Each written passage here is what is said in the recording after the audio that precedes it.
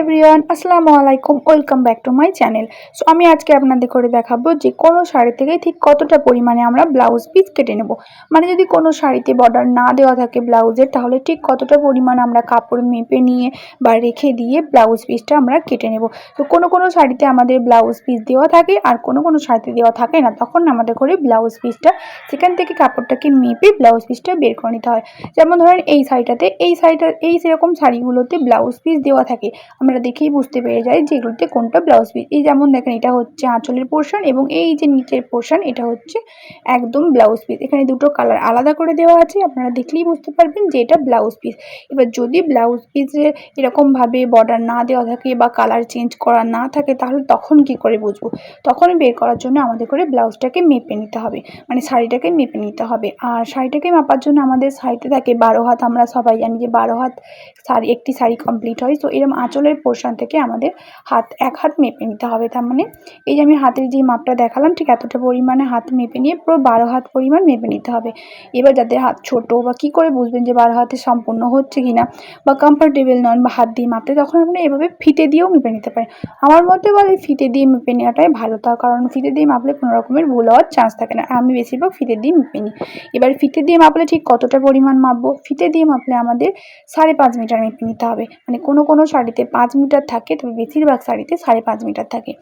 এবার আমাদের ফিতে দিয়ে মাপার সময় এবার 1 মিটার আমাদের হয় 39 ইঞ্চিতে, এটা আমরা সবাই জানি। তো আঁচলের পোর্শন থেকে আমি এভাবে ফিতেটাকে বসিয়ে 39 ইঞ্চি যেখানে হচ্ছে সেখান পর্যন্ত মেপে নেব। এবার 39 ইঞ্চিতে মেপে নেওয়ার পর ওখান থেকে শাড়িটাকে আমরা ডবল ফোল্ড করে নেব। তাহলে আমাদের আর ফিতেটার কোনো কাজেই লাগবে না, ফিতে দিয়ে আর মাপার কোনো ঝামেলাই থাকবে না। সো এখান দিয়ে আমি ডবল ফোল্ড করে নেবো। এবার যেখানে ডবল ফোল্ডটা এন্ড হচ্ছে সেখান থেকে আবার একবার ফোল্ড করে দেবো, তাহলেই আমাদের 4 মিটার কমপ্লিট হয়ে যাবে। দেখেন আমি কেমনভাবে ফোল্ড করে নিচ্ছি, ঠিক এরকমভাবে আমরা ফোল্ড করে নেবো। এবার যেখানে আমাদের 4 মিটার কমপ্লিট হচ্ছে সেখানে আমরা আবার ফিতেটাকে বসিয়ে 39 ইঞ্চি পরিমাণ মেপে নেব। সো আমি এখানে আমার মানে 4 মিটার কমপ্লিট হলো, এখানে আমি এবার ফিতাটাকে বসিয়ে 39 ইঞ্চি মেপে নেব।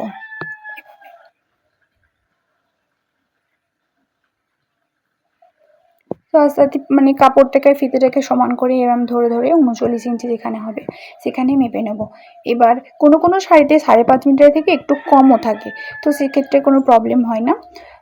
এই দেখেন এখানে আমার 5 মিটার হয়েছে। 5 মিটার হওয়ার পর এখানে কিছুটা পরিমাণ এক্সট্রা হচ্ছে, তারপরে বাকিটা হচ্ছে ব্লাউজ পিস।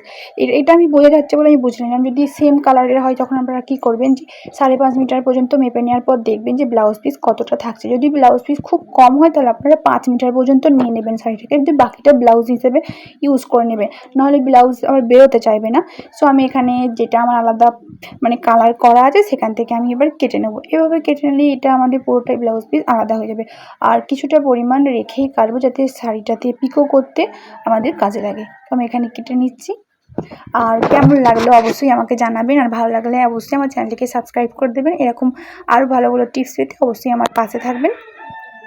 আর যদি কিছু অসুবিধা হয় সো আমাকে কমেন্ট করে জানতে পারবেন। সো আজ এই পর্যন্তই, দেখা হবে অন্য কোনো ভিডিওতে। টাটা, আল্লাহ হাফেজ।